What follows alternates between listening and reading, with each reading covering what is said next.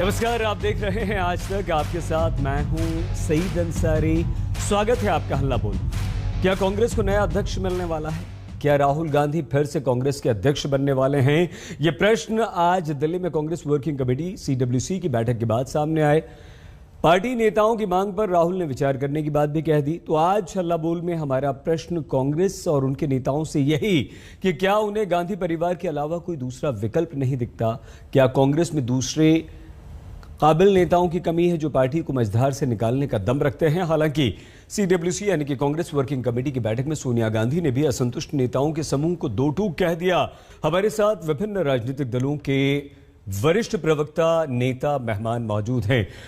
Doctor Syed Zafar Islam, Supriya Shrinesh जी, मृत्युंजय तिवारी जी, राजीव रंजन जी, आप सभी चारों को नमस्कार, चारों का धन्यवाद और चारों का स्वागत।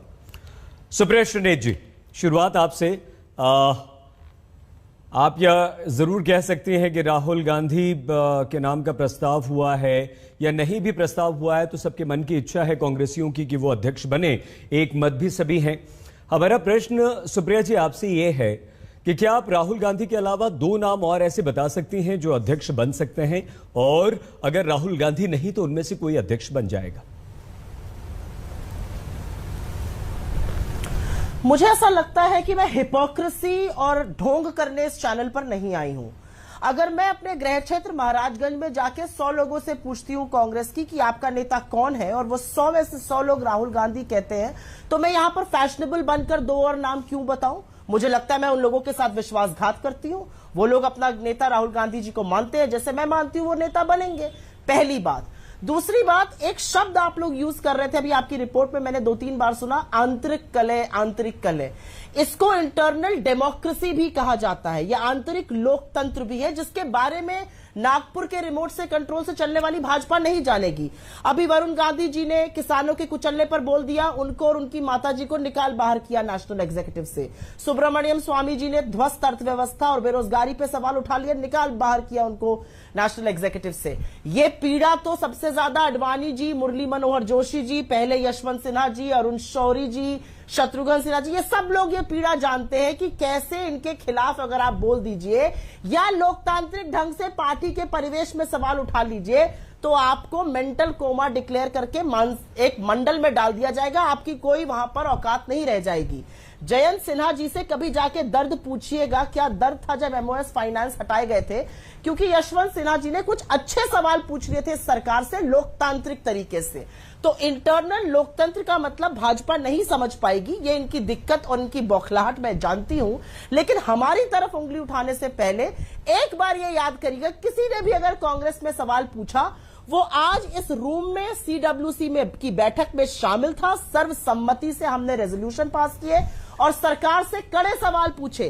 आंतरिक सुरक्षा पर सरकार से कड़े सवाल पूछे, बॉर्डर सिक्योरिटी पर सरकार से कड़ा सवाल पूछा कि कैसे आर्मी चीफ कह रहे हैं अब कि चीन हटने को तैयार नहीं है। पाकिस्तान और अफगानिस्तान एक नंगा नाच खेल रहा है जम्मू कश्मीर में, जो यूनियन टेरिटरी और सरकार के अंतर्गत आती है।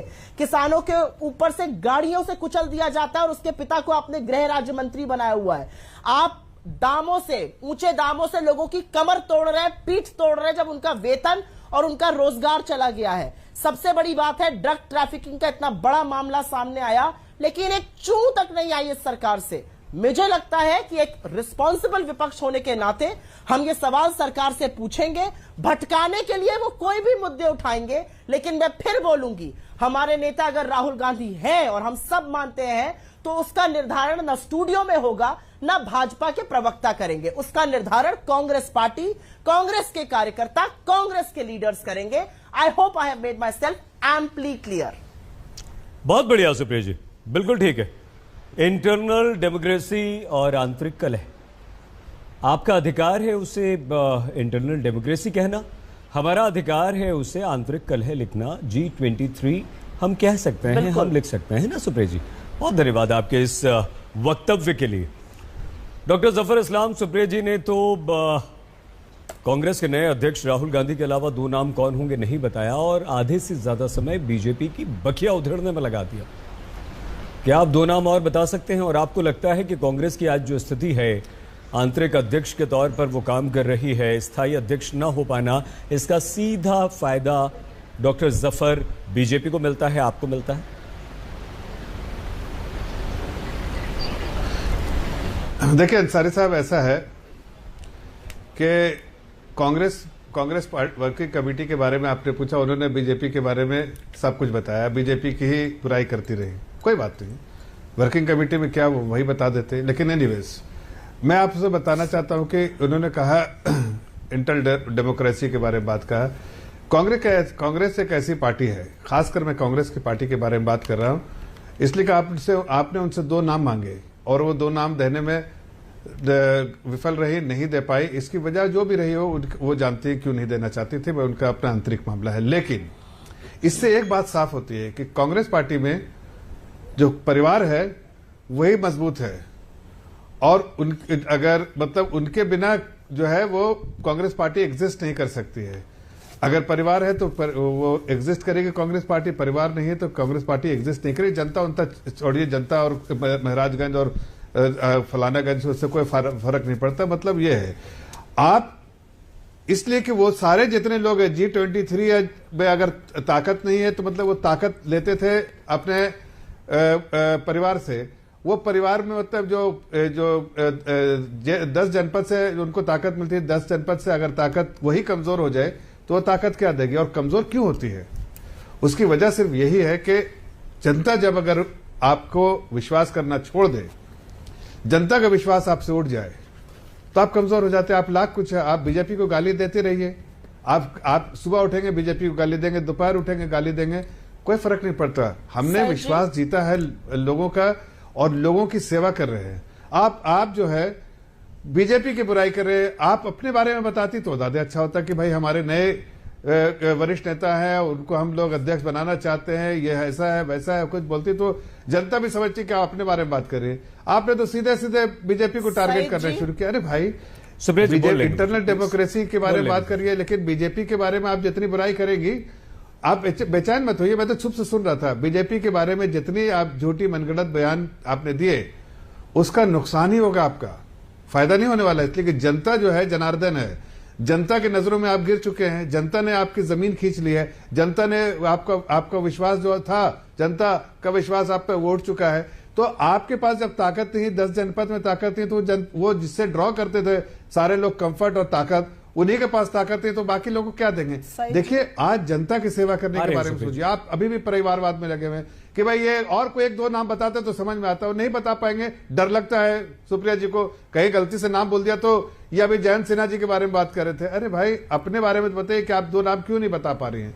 ऐसे कोई लोग नहीं जिनके पास ताकत हो, क्षमता हो, या क्षमताहीन लोग हैं उसमें कांग्रेस वर्किंग कमेटी में? ठीक है डॉक्टर जफर, उन पे क्षमता होगी, जाहिर है, इतने सीनियर लीडर्स हैं। जी मैं आ जाऊं? नहीं, अभी नहीं सुप्रिया जी, क्योंकि मृत्युंजय जी, राजीव जी का एक वक्तव्य होगा। इन्होंने डायरेक्ट नहीं बिल्कुल नहीं, कोई बात नहीं, आप लिख लीजिए, आपको पूरा समय मिलेगा। लेकिन वापस नहीं, आपको बिल्कुल एक सेकंड डॉक्टर जफर और सुप्रिया जी, क्योंकि देखिए, नहीं बिल्कुल नहीं सुप्रिया जी, नहीं, मैं क्षमा के साथ क्षमा चाहूंगा, आप लिख लीजिए आपको अगले, क्योंकि मृत्युंजय जी और राजीव जी नहीं बिल्कुल क्षमा के साथ सुप्रिया जी, क्षमा, मैं आपसे माफी मांग रहा हूं। मृत्युंजय तिवारी जी, राजीव रंजन जी अपनी बात पूरी कर लें, उसके बाद आप ही का नंबर है एकदम। और आप जफर जी और सुप्रिया जी, आप उन दोनों को भी प्लीज मत रोकिएगा, दोनों ने आप दोनों को नहीं रोका। स्वतंत्रता संग्राम के मृत्युंजय जी धुरी कांग्रेस मानी जाती थी, और है भी, इसमें कोई सच्चाई नहीं है। वो पार्टी मृत्युंजय जी तिवारी जी जिसने सबसे ज्यादा हमारे देश पर राज किया है। क्या आपको लगता है कि बिना अध्यक्ष के या अस्थायी अध्यक्ष के कांग्रेस का नुकसान हो रहा है और उसको अध्यक्ष मिलना चाहिए?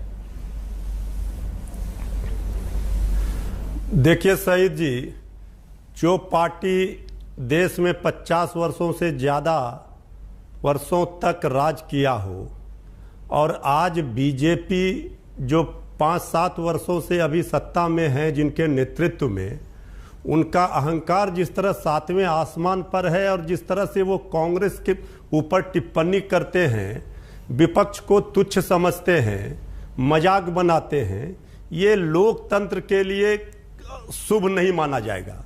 और जो अभी हमारे बीजेपी के प्रवक्ता साथी इतने प्रवचन कर रहे थे, उनसे पूछिए अभी बीजेपी के पास प्रधानमंत्री के रूप में दूसरा कौन सा नाम है? 2 नाम वही बता दे।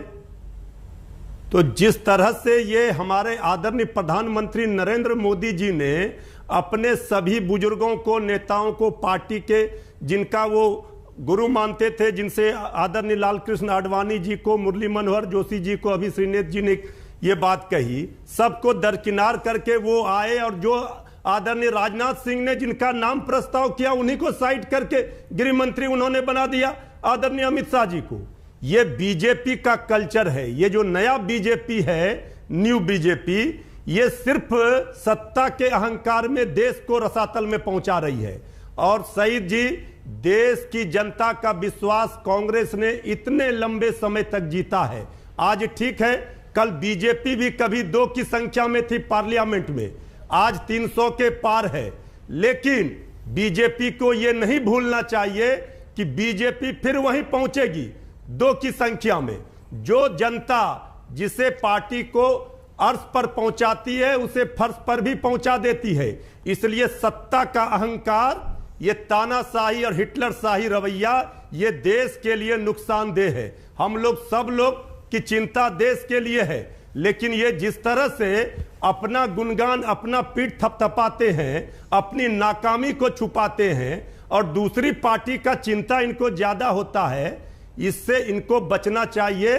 ये सत्ता में है, इनकी जिम्मेवारी, जवाबदेही बनती है। विपक्ष भी सरकार का अंग होता है, लेकिन कभी आज तक किसी ने ऐसा नहीं देखा होगा। इसके पहले शासन में बहुत सारी पार्टी, अटल बिहारी वाजपेयी जी भी आदरणीय प्रधानमंत्री जी थे, लेकिन उस समय भी यह अहंकार नहीं था जो आज ये अहंकार दिख रहा है।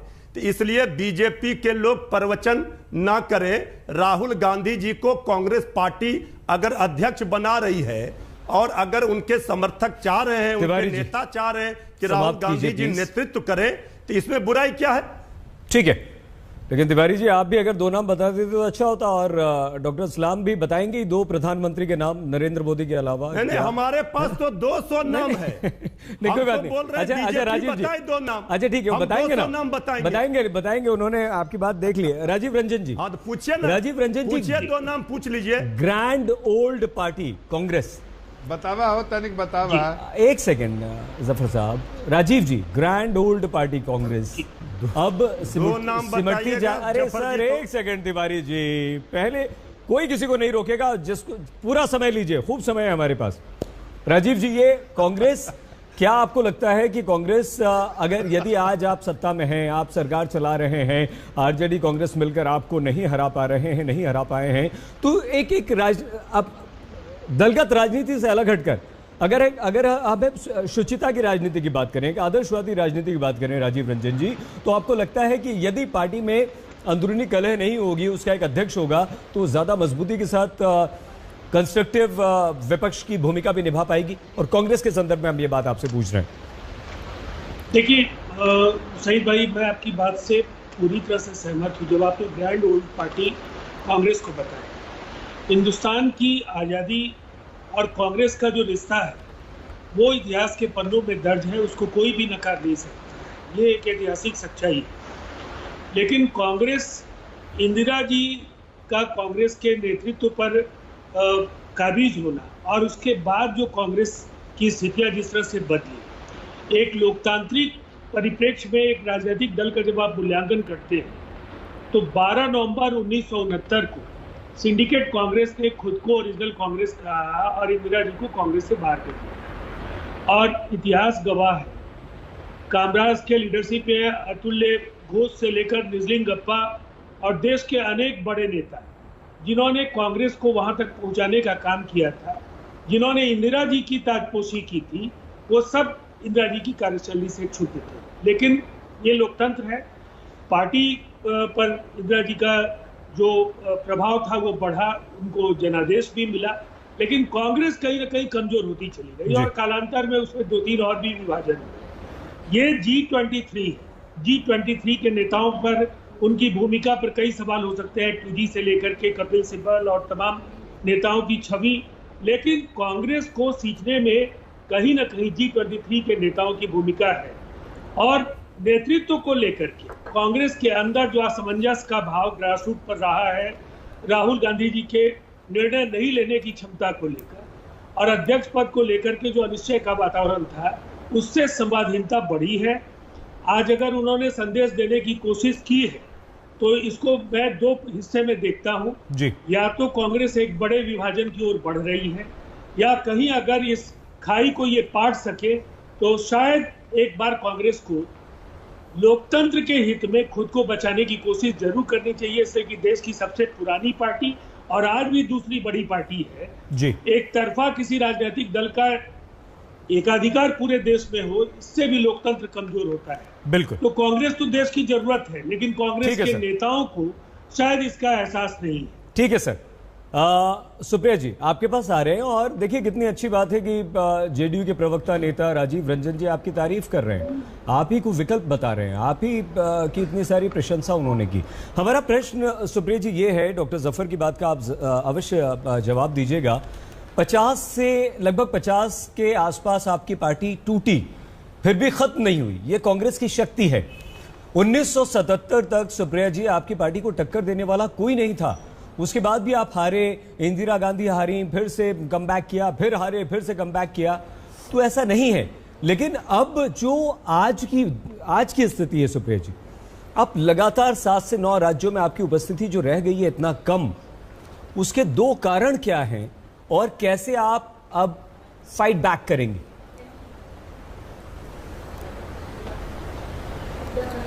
मैं सबसे पहले तो एक आपत्ति दर्ज कराना चाहती हूं। इन्होंने मेरे गृह क्षेत्र महाराजगंज को कहा फलानागंज। फलानागंज मत कहिएगा, पूर्वांचल का महाराजगंज क्षेत्र है। आपको यहां की 25 लाख जनता से सबसे पहले माफी मांगनी चाहिए जफर भाई।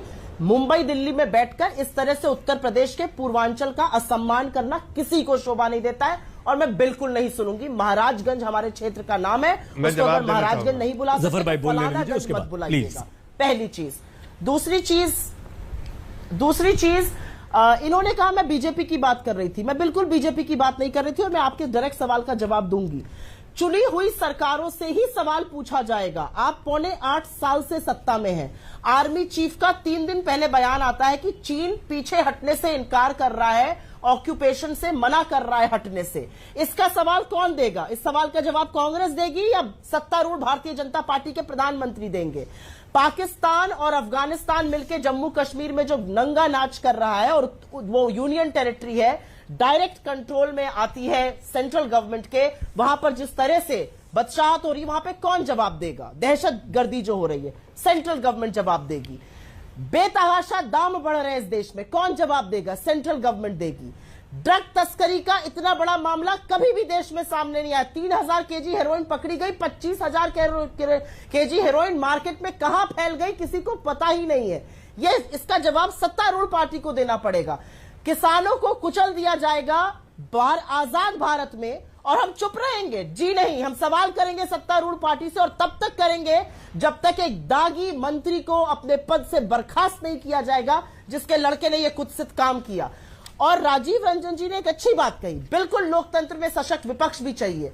तो आप क्यों उन लोगों के साथ खड़े हैं जो हर संस्था, हर लोकतंत्र की परंपरा को नष्ट कर रहा है?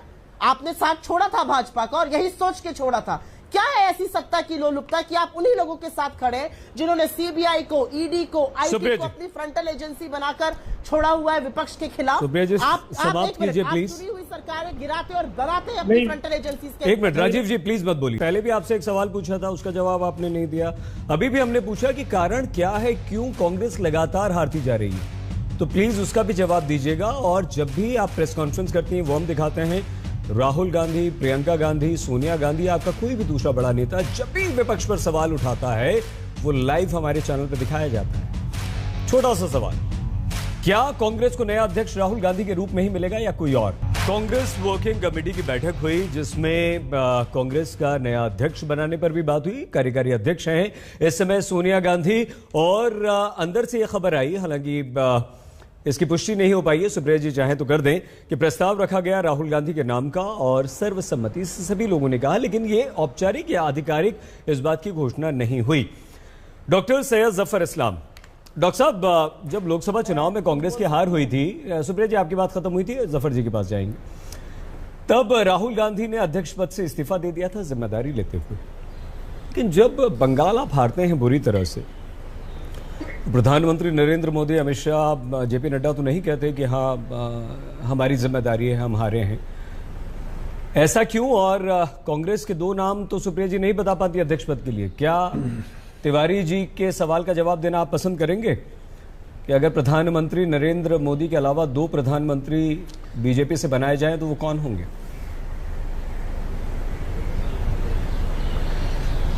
देखिए सईद साहब, ऐसा है कि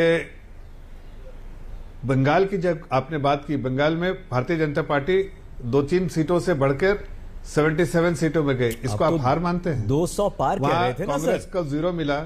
जो नहीं तो फिर बातें ना करें यार, इसका मतलब फिर आपका हमारा राजनीतिक ज्ञान कमजोर है सर। आपके बड़े बड़े, अरे अमित शाह जी अगर कहते हैं कि हम 200 पार जा रहे हैं, एक मिनट तो फिर सुन लीजिए। आप ये कहना चाह रहे हैं कि अमित शाह जी को ज्ञान नहीं है? सुन देखिए, मैं आप ऐसी बेतुकी बातें मत कीजिए। मैं ये कहना चाह रहा हूँ, उन्होंने कहा था, जो मैं कहना चाह रहा हूँ, मैं आपके सामने अर्ज कर रहा हूँ सर। अमित शाह जी ने कहा था ना? नहीं, मैं आपके सामने अर्ज कर रहा जी। नहीं, वो बात उसी बात को दोहराते हुए कह रहा हूं कि उन्होंने जो कहा था 40% प्लस जो है परसेंट वोट, एकदम नीचे 10% से 40% के आसपास आना कोई बड़ी छोटी मोटी बात नहीं। 30% एक साथ एक इलेक्शन में, दूसरे इलेक्शन में कौन से पार्टी बढ़ती है? और आगे वहां इस स्थिति में आ गया है कि वहां दूसरी कोई पार्टियां नहीं, भारतीय जनता पार्टी वहां पर आगे सरकार बनाने में कामयाब होगी। अब रही बंगाल की बात, छोड़िए, बंगाल का जो होना तो हुआ, लेकिन अगर इस भारतीय जनता पार्टी किस बेसिस पे रेजिग्नेशन की मांग रहे हैं? भारतीय जनता पार्टी आप इन दोनों के साथ बढ़ते हुए आसमान छू रही है। राहुल गांधी जी के जब से वो बने थे, पहले वाइस प्रेसिडेंट, फिर प्रेसिडेंट, फिर कुछ नहीं, उस पूरे वाइस प्रेसिडेंट और प्रेसिडेंट भी इसमें 17-18 इलेक्शन हारे थे। तो दोनों में फर्क आप खुद देख रहे हैं, जनता देख रही है। जिस तरह से पार्टी की लोकप्रियता बढ़ी है, पार्टी के जनाधार बढ़ा है, लीडर्स की लोकप्रियता बढ़ी है, उससे समझ में आता है कि लोगों का कॉन्फिडेंस हमने जीता है और पार्टी लोगों के एक्सपेक्टेशन पे खरी उतरी है। अब मैं दो बातें कहना चाहता हूं। एक सवाल जो सुप्रिया जी ने कहा था, बड़े आदर सम्मान से कहना चाहता हूं कि सुप्रिया जी, आपका क्षेत्र होगा, वो वहां पर आप चुनी हुई नहीं है, क्षेत्र आपका जरूर होगा, वहां पर आपने कहा। लेकिन मैंने कोई ऐसा नहीं, मैंने कहा महाराजगंज या कोई और गंज हो, जो भी, लेकिन महाराजगंज को मैंने महाराजगंज ही कहा था। लेकिन फिर भी अगर आपको लगता है कि आप लोगों को गुमराह करने में कामयाब होंगी तो जनता, हाँ, फलानागंज भी बोला था, महाराजगंज या फलानागंज बोले। सुनिए, मैंने कहा था महाराजगंज। सर सुनते, एक मिनट बोलिए ना, आपका समय आएगा तो जवाब दीजिएगा। इसके बावजूद बीच में मत बोलिए। सुन लीजिए सुप्रिया जी, आप समय आएगा तो जवाब दे दी।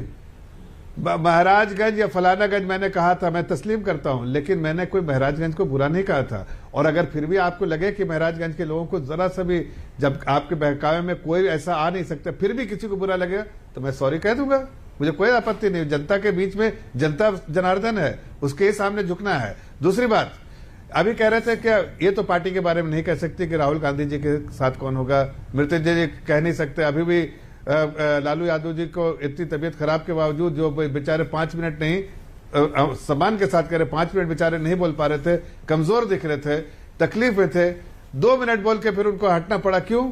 इसलिए कि पूरी बात नहीं कर पाए। उसके बाद भी उनको आप घसीट रहे हैं, इसलिए कि उनको रहना है। तो आप दूसरे पे क्या कर रहे हैं? भारतीय जनता पार्टी में बहुत बड़ा बेंच स्ट्रेंथ है।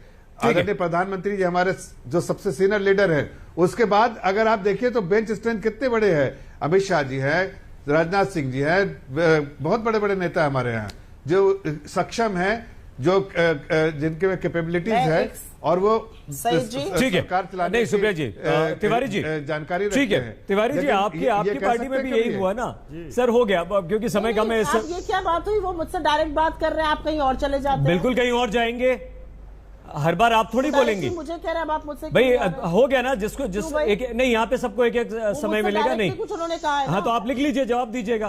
तिवारी जी, आपकी पार्टी में भी, आरजेडी में भी यही होता है ना सर? बनना चाहते तो बनिए। तिवारी जी, आपके साथ भी ये होता है ना कि भाई आपकी पार्टी में कौन अध्यक्ष बनता है?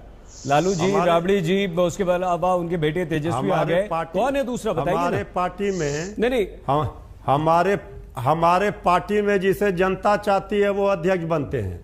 आदरणीय लालू प्रसाद जी से ये राजनीतिक लड़ाई लड़ पाएंगे? आज भी सबसे बड़े दल के रूप में कौन है बिहार में? सारा ताकत इन्होंने लगा दिया, देश की सरकार उतर गई, अगल बगल के प्रदेशों की सरकार उतर गई, इसके बाद भी आरजेडी सबसे आगे है, सबसे बड़ा दल है। तो देखिए, अभी जफर भाई जो बात बोल रहे थे, ये दूसरे पार्टी की चिंता जितना करते हैं उतना चिंता अगर देश की करेंगे, देश की जनता ने इनको सत्ता दी है तो काम करेंगे नहीं, किसानों के ऊपर गाड़ी चढ़ाएंगे, महंगाई आसमान पर करेंगे, और देश को जो है जिस तरह से महामारी और महंगाई और बेरोजगारी की मार से परेशान किए हुए हैं, इसकी चिंता कौन करेंगे? ये दूसरे पार्टी की चिंता ना करें। सत्ता आपको मिली है, जनता ने आपको सत्ता दिया है, इस बात को सब कोई देख रहा है, लेकिन देश को आपने कहां पहुंचा दिया? ठीक है, 7-8 राजीव रंजन जी, सर थोड़ा सुप्रिया जी के पास भी जाना है कि रिएक्शन सबसे देखिए, आर्थिक नीति हो, हर ओर तो आपने राजीव रंजन जी व्यवस्था। राजीव रंजन जी, क्या आपको लगता है कि हमारे देश की राजनीति में एक मजबूत विपक्ष बहुत जरूरी है? और अगर कोई भी राजनीतिक दल, चाहे वो कांग्रेस हो, जेडीयू हो, आरजेडी हो, बीजेपी हो, अगर इंटरनल पॉलिटिक्स में ही लगी रहेगी तो इससे नुकसान सीधे सीधे पार्टी को भी और उससे कहीं ज्यादा देश को होता है। मानते हैं आप इस स्टेटमेंट से, सहमत हैं आप या नहीं? देखिए, यह अस्वाभाविक नहीं है, लेकिन किसी भी चीज को एक लक्ष्मण रेखा के अंदर आप नियंत्रित कर पाए तो यह आंतरिक लोकतंत्र है। नहीं तो उसके बाद स्थितियां विस्फोटक होती है और वो नेतृत्व के नियंत्रण में नहीं होता है। कांग्रेस अभी इन्हीं स्थितियों से दो चार हो रही है, लेकिन मैं पहले बस 30 सेकंड में जो उन्होंने कुछ बातें कही, सुप्रिया श्रीनाथ जी ने कुछ सवाल खड़े कर दिए जदयू और भारतीय जनता पार्टी के अलायंस को लेकर। हमारा साथ तो 2 दशकों से ज्यादा का है भारतीय जनता पार्टी के साथ। कांग्रेस और राजद, जिसमें कांग्रेस जूनियर पार्टनर थी, कांग्रेस के साथ हमारा रिश्ता कुछ दिनों का था और 3 स्थितियों में वो अलायंस टूटा। भ्रष्टाचार को लेकर के जो एक झुकाव है कांग्रेस और आरजेडी के बीच, जो एक सहमति है। ठीक है सर आपकी बात हो गई है राजीव रंजन जी। सुप्रिया जी के पास जाते हैं। सुप्रिया जी, आप डॉक्टर जफर की बात, सर सॉरी रोकना पड़ रहा है आपको, समय की थोड़ी सी कमी है, क्योंकि सुप्रिया जी आप डॉक्टर जफर की बात का जवाब जरूर दीजिए, लेकिन क्या आप ये मानती हैं कि आपकी कार्यकारी अध्यक्ष सोनिया गांधी अगर ये कहती हैं कि मीडिया के द्वारा मुझसे बात ना करें, मेरे दरवाजे खुले हैं, अगर आपको बात करनी है तो सीधे आकर मुझसे बात करें, तो कहीं आपकी पार्टी के कुछ नेता ऐसे हैं, क्या आप मानती हैं सुप्रिया जी, जो अपनी बात आपकी कार्यकारी अध्यक्ष के सामने नहीं रखकर मीडिया के सामने रख देते हैं और भ्रम पैदा करते हैं? बहुत सारी पार्टीज में बहुत सारे लोग ऐसे होते हैं, भाजपा में भी है, वो उनको निकाल देती है पार्टी से, एग्जीक्यूटिव कमेटी से, मार्गदर्शक मंडल में डाल देती है। हमारे यहाँ हम उनको फिर भी सीडब्ल्यूसी में बिठाकर सर्वसम्मान से उनके साथ विचार विमर्श करते हैं। ये हम में और भाजपा में अंतर है। मैं एक चीज का जवाब और देना चाहती हूँ 10 सेकेंड में। आंध्र प्रदेश, तेलंगाना, महाराष्ट्र, मध्य प्रदेश, कर्नाटक, आंध्र प्रदेश, उसके बाद अरुणाचल, गुजरात, गोवा, कहां ऐसा है जहां पर भाजपा की सरकारें नहीं बन रही थी, पैसे और एजेंसीज के बल पर इन्होंने बनाई। आपको लगता है ये चाणक्य नीति होगी? मुझे लगता है ये भ्रष्टाचार है, राजनीति का पतन है, राजनीति का जो भारतीय जनता पार्टी कर रही है, जो नागपुर के एक रिमोट कंट्रोल से चलती है, जहां पर इंटरनल डेमोक्रेसी की कोई जगह नहीं है। अगर है तो जफर भाई मुझे ये बता दें, क्या अमित शाह और राजनाथ सिंह प्रधानमंत्री पद के सुप्रिया जी आपको हमें रोकना पड़ेगा। हमारे यहाँ सुप्रिया श्रीनाथ जी, डॉक्टर जफर इस्लाम जी, मृत्युंजय तिवारी जी, राजीव रंजन जी, आप चारों का हमारे इस शो में शामिल होने के लिए, सुप्रिया जी क्षमा बीच में रोकना पड़ा आपको, समय खत्म हो जाता है, बहुत धन्यवाद आप चारों का। तो क्या कांग्रेस को नया अध्यक्ष मिलने जा रहा है? और अगर वो नया अध्यक्ष है तो वो नए अध्यक्ष राहुल गांधी होंगे? सीडब्ल्यूसी में इस तरह की मांग उठी। देखते रहिए आज तक।